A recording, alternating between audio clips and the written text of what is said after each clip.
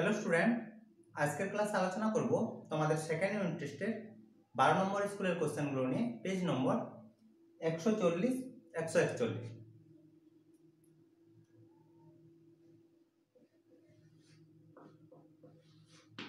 একের দাগের প্রথম কোশ্চেনে বলেছে শুভেন্দু ও নৈশাদ যথাক্রমে 1500 টাকা এবং 1000 টাকা দিয়ে একটি ব্যবসা শুরু করে। এক বছর পরে ব্যবসায় 75 টাকা ক্ষতি হলে শুভেন্দুর ক্ষতির পরিমাণ।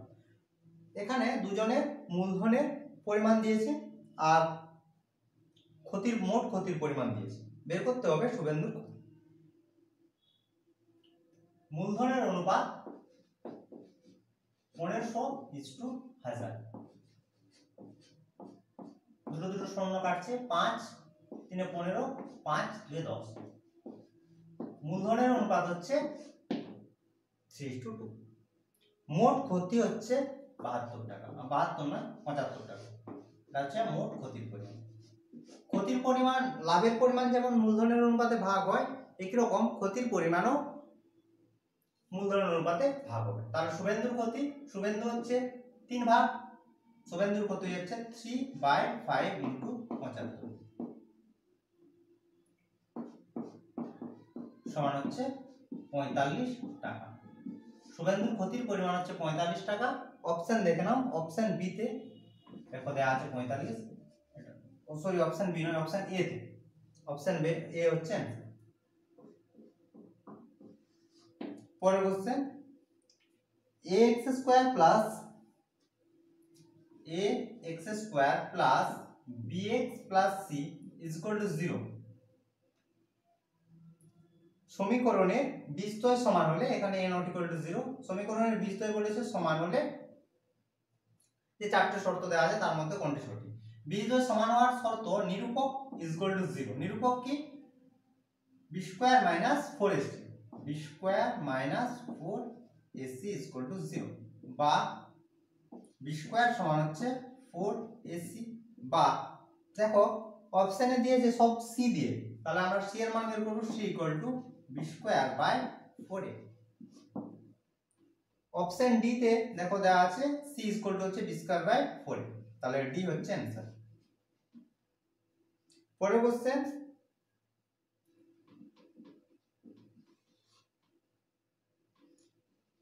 y minus z proportional to 1/x, z minus x proportional to 1/y, আর x minus y proportional to 1/z হয়, তাহলে তিনটি ভেদ ধ্রুবকের সমষ্টি। এই কোশ্চেন অনেকবার করা হয়েছে, একটা তোমাদের বুঝিয়ে দিচ্ছি দিয়ে ডিরেক্ট করব। এখান থেকে আমরা প্রথমে কি করি, যে সমানুপাতিক থেকে সমান করি। সমানুপাতিক থেকে সমান করার জন্য ধ্রুবক নিতে হয়, সেটা হচ্ছে ভেদ ধ্রুবক। k1 নিলাম, x k1/x হয়েছে। এখান থেকে আমরা k এর মান পেয়ে যাব, তাহলে k1 সমান গুণ হচ্ছে xy - xz হয়ে গেল। একই রকম ভাবে এখান থেকে যদি আমরা k2 ধ্রুবক ধরি, তাহলে k2 সমান কি হবে, y এর সঙ্গে গুণ, একবার লিখে দিচ্ছি, তাহলে zy - xy। একই রকম ভাবে এখান থেকে k3 সমান হচ্ছে xz - yz হয়েছে। ভেদ ধ্রুবক তিনটির সমষ্টি বের করতে হবে। তোমরা এভাবেও ভেঙে করতে পারো। অতএব k1 plus k2 plus k3 সমান হচ্ছে কত, xy - xz plus zy minus xy plus xz minus yz হয়েছে। দেখো xy xy কাটছে, xz xz, তারপর হচ্ছে yz yz is equal to 0। ভেদ ধ্রুবক তিনটির সমষ্টি 0। অপশন এ তে দেখো 0 দিয়েছে, তাহলে এটার आंसर হচ্ছে অপশন এ। পরের কোশ্চেনে বলেছে যে দুটি বৃত্ত পরস্পরকে সি বিন্দুতে বহিঃস্পর্শক করে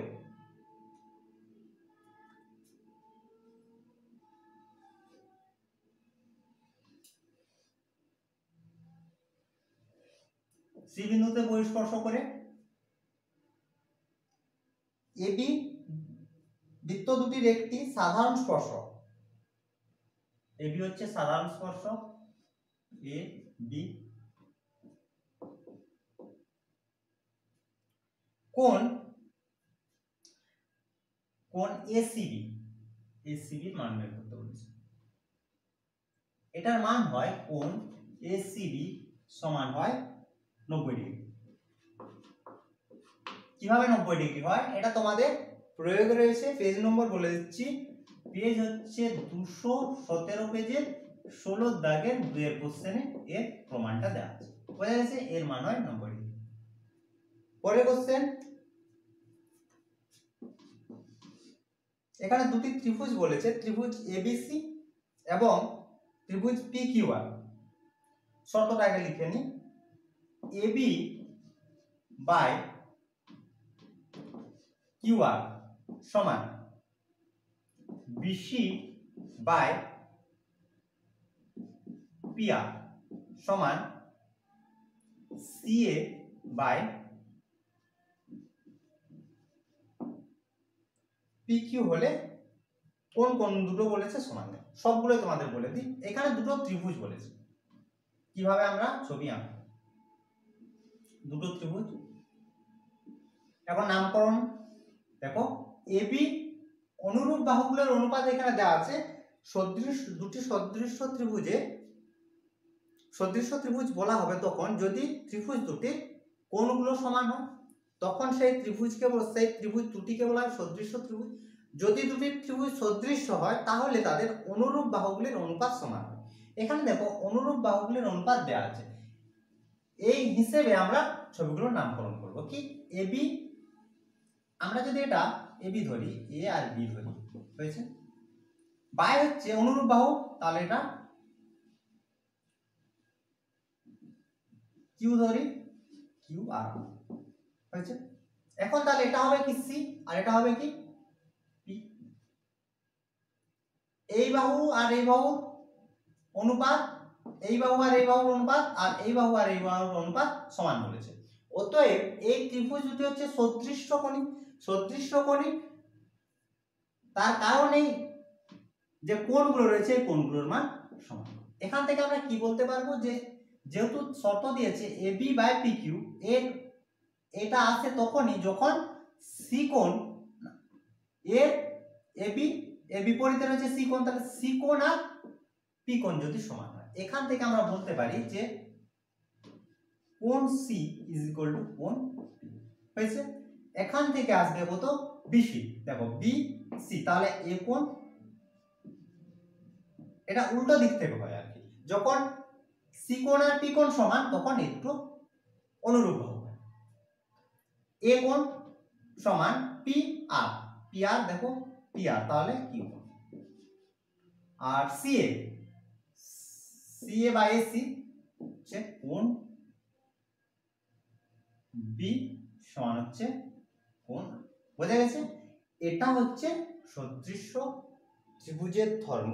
যদি বাহুগুলো কোনো ত্রিভুজের দুটি কোণগুলো সমান হয় তখন সেই ত্রিভুজকে বলা হয় সদৃশ্যকোণী ত্রিভুজ। আর সদৃশ্যকোণী ত্রিভুজ যদি হয় তখন তাদের অনুরূপ বাহুগুলি সমান হয়। অর্থাৎ এই শর্ত হিসেবে এই দুটো হচ্ছে সদৃশ্যকোণী ত্রিভুজ, আর যেহেতু সদৃশ্যকোণী ত্রিভুজ অতএব অনুরূপ বাহুগুলির অনুপাত সমান। বোঝা গেছে? তাহলে এখন দেখে নাও, অপশন এ তে দিয়েছে দেখো কোণ এ আর কোণ কিউ সমান, এটা অপশন এ তে দিয়েছে, তাহলে এটাই হচ্ছে आंसर।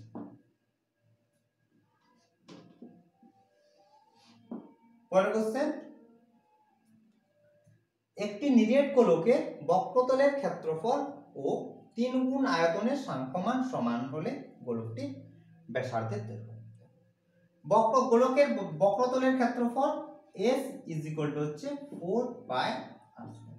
প্রথমে এটা যদি 2 নম্বরের কোশ্চেন হতো তাহলে লিখে করবে।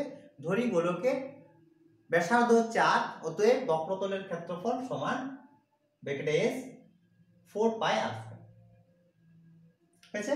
আয়তন v সমান হচ্ছে 4/3 পাই r হয়ে গেল। এটা আমাদের প্রথমে আমরা বের করে নিলাম s আর v এর মান। তারপর একটু অঙ্কটা করব। বলেছে নিরেট গোলকের বক্রতলের ক্ষেত্রফল ও 3 গুণ আয়তনের সাংখ্যমান সমান। তাহলে শর্ত দিয়েছে প্রশ্ন আনসার লিখবে s = 3v। বক্রতলের ক্ষেত্রফল বলছে 3 গুণ আয়তনের সাংখ্যমানের সঙ্গে সমান, তাহলে 3 গুণ আয়তন সাংখ্যমান সমান করেছি, বা এরপর আমরা মান বসাচ্ছি 4 পাই r² সমান 3 × 4/3 পাই r হয়েছে। দেখো 4 পাই কাটছে, এখানে 3 কাটছে, কিউ আর এখানে স্কয়ার, তাহলে পড়ে থাকছে কি বা r = কি, বোঝা গেছে। ব্যাসার্ধের দৈর্ঘ্য 8 একক, এটাই অ্যানসার। অপশন এ তে দেখো দেওয়া আছে। হচ্ছে 7 এর কোশ্চেন।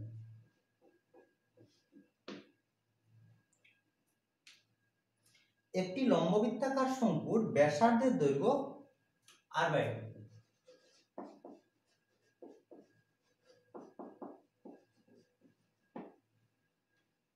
তির্যক উচ্চতা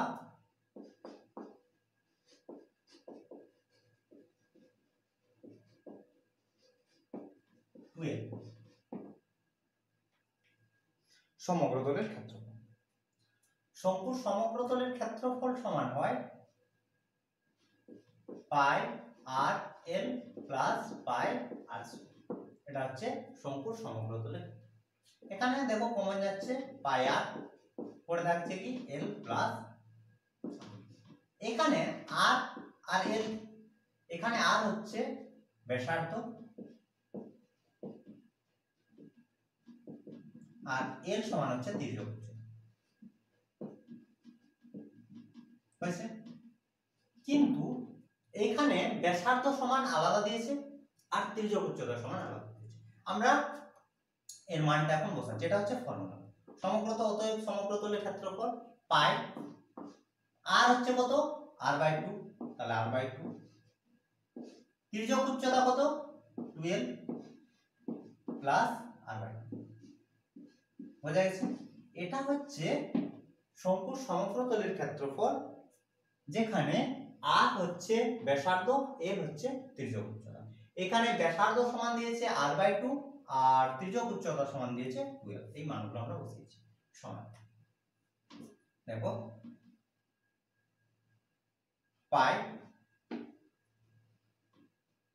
এটা দিয়ে গুণ করে দিচ্ছি, তার কারণ অপশনগুলো একটু দেখে নাও। অপশনগুলো কি দিয়েছে, পাই আর এই আকারে দেওয়া আছে, তাহলে পাই আর 2 দিয়ে গুণ করে, 2 নয় হাফ দিয়ে গুণ করছি, তাহলে হাফ দিয়ে যেটার সঙ্গে যদি গুণ করি তাহলে 2 কেটে গেল প্লাস r/, বুঝলে। এটা হচ্ছে কি সমগ্রতলের ক্ষেত্র, এটাই অ্যানসার। অপশন বি তে দেখো দিয়েছে। এরপর 2 এর দাগের কোশ্চেন। 2 এর দাগের প্রথম কোশ্চেনে বলেছে m এর মান কত হলে 4x² plus 4 × 3m - 1 × x plus m plus 7 = 0 সমীকরণে বীজ দুটি পরস্পর অনন্য। এই সমীকরণের বীজ বলেছে অনন্য, তখন আমাদের m এর মান বের করতে হবে। এই সমীকরণের বীজ যদি অনন্য হয়, তাহলে একটি বীজ যদি আমরা আলফা ধরি, তাহলে অপর বীজ হবে 1/α। অতএব বীজের গুণফল সমান আলফা × 1/α সমান কত হবে c/a। এখানে c কত m + 7, a কত 4, বুঝলে। তাহলে এখানে দেখো আলফা আলফা কাটছে, তাহলে লেখার সময় কি লিখবে, যেহেতু প্রদত্ত সমীকরণে বীজদ্বয় পরস্পর অনন্য, অতএব ধরি একটি বীজ আলফা, অপর বীজ হচ্ছে 1/α। অতএব যে লিখবে, অতএব বীজের গুণফল সমান হচ্ছে আলফা × 1/α সমান m + 7/4, হয়েছে। এখানে দেখো পড়ে থাকছে কত m + 7 = হচ্ছে 4, বা m = হচ্ছে -3। m এর মান চেয়েছিল, তাহলে m = -3, এটাই হচ্ছে आंसर।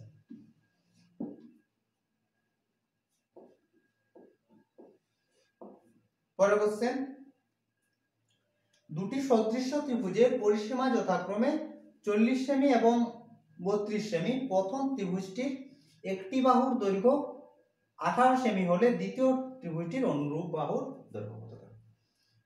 পরিসীমা দুটি ত্রিভুজ যদি বলেছে সদৃশ্য ত্রিভুজ হয় তাহলে পরিসীমার অনুপাত সমান হচ্ছে অনুরূপ বাহুর অনুপাত।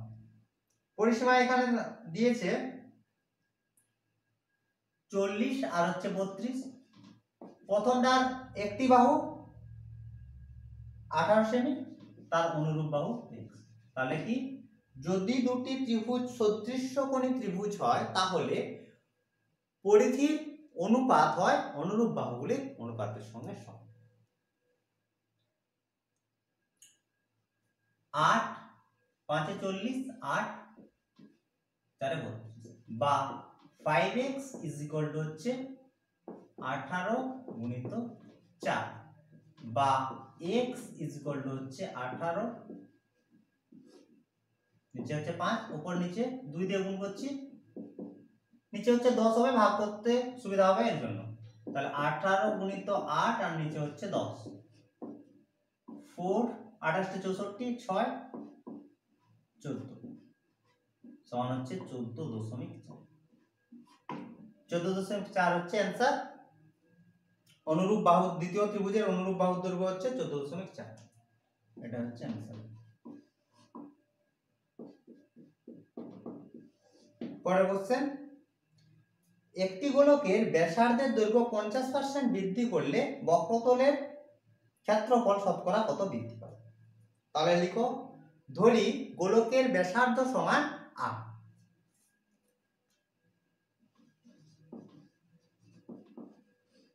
ব্যাসার্ধ সমান r1। অতএব বক্রতলের ক্ষেত্রফল s সমান 4 পাই r² বর্গ। দীঘাগুলো যেভাবে আমি তোমাদের বলছি তোমরা একটু লিখে নাও, আমি আর লিখছি না সব, আমি শুধু ক্যালকুলেশন গুলো তোমাদের শিখিয়ে দিচ্ছি। হয়ে গেল, তাহলে বক্রতলের ক্ষেত্রফল আমরা পেয়ে গেলাম। এখন বলেছে দেখো যে ব্যাসার্ধের দৈর্ঘ্য 50% বৃদ্ধি করা হবে। পরের লাইনে লিখো যে ব্যাসার্ধের দৈর্ঘ্য 50% বৃদ্ধি করা হলে ব্যাসার্ধের দৈর্ঘ্য হয় 50% বৃদ্ধি করলে ব্যাসার্ধের দৈর্ঘ্য হয়। ব্যাসার্ধ সমান হবে, ছিল হচ্ছে r, এর 50% তাহলে r প্লাস r ইন্টু 50/100, তাহলে r প্লাস r/2 সমান হচ্ছে 3r/2। তাহলে এখন ব্যাসার্ধ আমরা পেলাম, এখন বলতে 50% বৃদ্ধি করার পর ব্যাসার্ধ পেলাম 3r/2 হয়েছে। এখন পরের লাইনে লিখবে যে এখন বক্রতলের ক্ষেত্রফল সমান 4 পাই ইন্টু ব্যাসার্ধের স্কয়ার বলতে 3r/2 এর হয়েছে সমান 4 পাই ইন্টু 8টা সামনে লিখছি ইন্টু 3 এর স্কয়ার তাহলে 9/, এটা হচ্ছে কি আগে বক্রতলের ক্ষেত্র, তাহলে সমান এর জায়গায় বসাচ্ছি s 50% ব্যাসার্ধ বৃদ্ধি করার পর বক্রতলের ক্ষেত্রফল হচ্ছে আগের বক্রতলের ক্ষেত্রফলের 9/4 গুণ, তাহলে বৃদ্ধি বক্রতলের ক্ষেত্রফল বৃদ্ধি সমান 9/4 s মাইনাস s সমান হচ্ছে 5s/4 এত বর্গ হয়েছে। শতকরা বৃদ্ধি, তো শতকরা বৃদ্ধি পেয়েছে 5s/4, আগে ছিল s তাহলে নিচে s গুণিত হচ্ছে 100, s কাটছে 4 25 এ হচ্ছে 100 আর 25 5 এ হচ্ছে 125। বক্রতলের ক্ষেত্রফল 125% বৃদ্ধি পাবে, এটাই হচ্ছে অ্যান্সার।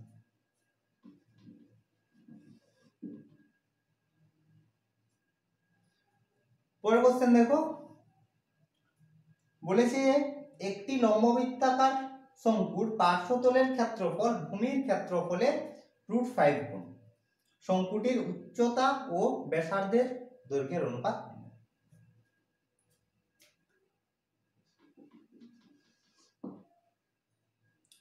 প্রথমে লিখবে ধরি শঙ্কুটির ব্যাসার্ধ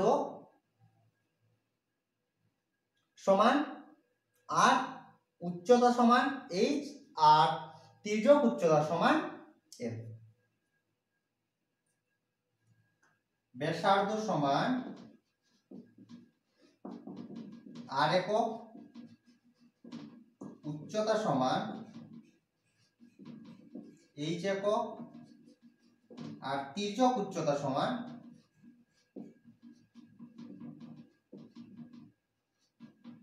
হচ্ছে l। ঠিক আছে, এখন সম্পর্কগুলো একটু সম্পর্ক l h আর r এর মধ্যে সম্পর্ক লিখে রাখি। অতএব l স্কয়ার, এটা আমাদের কাজে লাগবে, l স্কয়ার সমান হচ্ছে h square plus r square. বক্রতলের ক্ষেত্রফল আর না, এখানে বলেছে পার্শ্বতলের ক্ষেত্রফল ভূমি ক্ষেত্রফলের √5 গুণ। তাহলে পার্শ্বতলের ক্ষেত্রফল যদি আমরা s অক্ষর দ্বারা প্রকাশ করি, পার্শ্বতলের ক্ষেত্রফল s সমান হচ্ছে পাই আর l। তোমরা লিখবে যে পার্শ্বতলের ক্ষেত্রফল s সমান পাই আর l বর্গ একক, আর ভূমির ক্ষেত্রফল হচ্ছে পাই আর স্কয়ার। প্রশ্নানুসারে s বলেছে √5 গুণ a √5 হয়েছে। বের করতে হবে